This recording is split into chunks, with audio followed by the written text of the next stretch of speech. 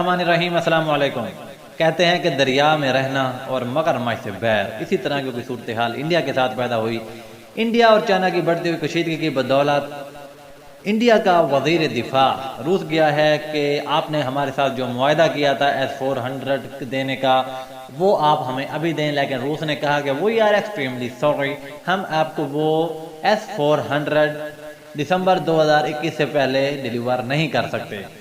تو اب ان کے ساتھ جو معاہدہ طے ہوا تھا اس معاہدے کی بدولت انہوں نے MiG-21 بھی لینا تھا، MiG-29 بھی لینے تھے، لیکن انڈیا کو جھٹکا اس وقت لگا جب روس نے کہا کہ بھائیو اب ہماری بات غور سے سنو، آپ ہمارے ہم سے خریدے ہوئے ہتھیار پاکستان اور چائنا کے خلاف استعمال نہیں کر پائیں گے۔ یہ بالکل اسی طرح کی ایک شرط ہے جو امریکہ نے رکھی تھی پاکستان کے آگے، جب پاکستان نے امریکہ سے F-16 جیٹ طیارے خریدے تھے، جس میں امریکہ نے کہا تھا کہ آپ یہ طیارے انڈیا کے خلاف استعمال نہیں کر پائیں گے۔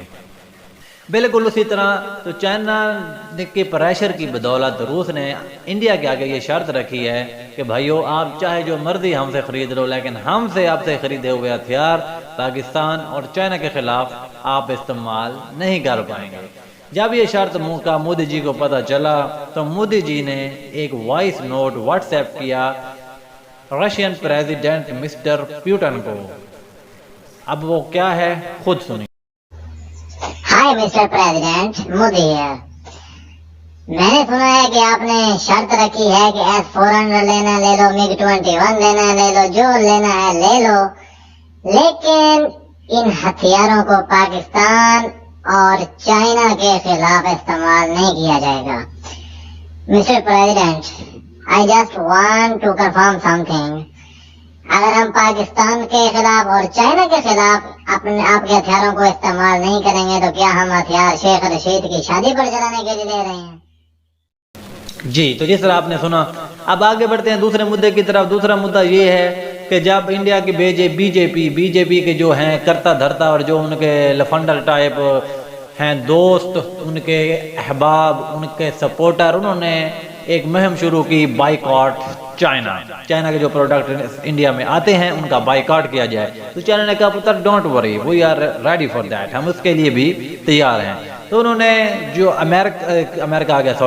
انہوں نے بنگلہ دیش اور نیپال کے جو برآمدات تھی ان پر جو ٹیرف تھا، جو ٹیکس تھا، وہ 100% ختم کر دیا ہے کہ آپ آئیں جو مرضی لے کر آئیں، یو آر ایبسولوٹلی فری۔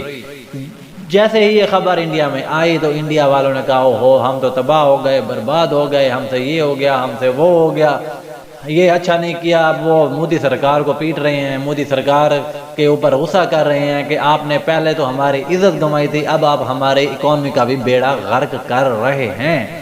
یہ سب کچھ سننے کے بعد مجھے مرحوم جنرل ریٹائرڈ حمید گل صاحب کے وہ الفاظ یاد آ گئے کہ مودی پاکستان کے لیے ایک تحفہ ہے، مودی انڈیا کے ساتھ وہ کرے گا جو شاید ISI بھی انڈیا کے خلاف نہ کر پائے۔ بالکل ویسا ہی ہو رہا ہے۔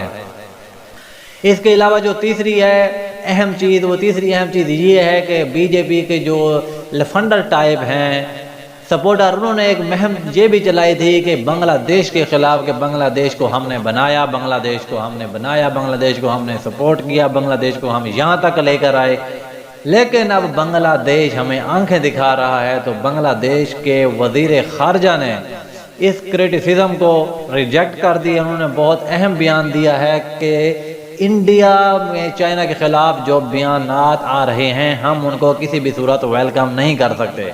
دوسری طرف نیپال نے بھی اپنا جو نیا نقشہ منظور کیا ہے جس میں کالا پانی کا وہ علاقہ انہوں نے اپنے نقشے میں ڈکلیئر کر دیا ہے کہ وہ ہمارا علاقہ ہے اور اس میں انڈیا کا کسی قسم کا کوئی رول نہیں ہے۔ اب انڈیا جو پاکستان کو اس دنیا میں تنہا کرنا چاہتا تھا وہ خود تنہا ہو گیا ہے، اور یہ دوسرے ممالک کے لیے بھی ایک سبق ہے جو امریکہ اور اسرائیل کے کہنے پر اپنے آپ کو ان کو اپنا گاڈ فادر، ان کو اپنا باپ سمجھتے ہیں کہ انڈیا جیسا ملک جو امریکہ کا ایک اتحادی تھا، جو یورپی یونین کا ایک اتحادی تھا، جب انڈیا کے اوپر برا وقت شروع ہوا تو انہوں نے صرف یہ مذمت کی، اس کے علاوہ انہوں نے انڈیا کا ساتھ نہیں دیا۔ اس لیے کہتے ہیں کہ لڑائی ہمیشہ اپنے دم پر لڑی جاتی ہے۔ اب انڈیا کے ساتھ وہ صورتحال پیدا ہو گئی ہے کہ چائنا انڈیا کے لیے وہ ہڈی بن گیا ہے جس کو نہ وہ اگل سکتے ہیں نہ وہ نگل سکتے ہیں۔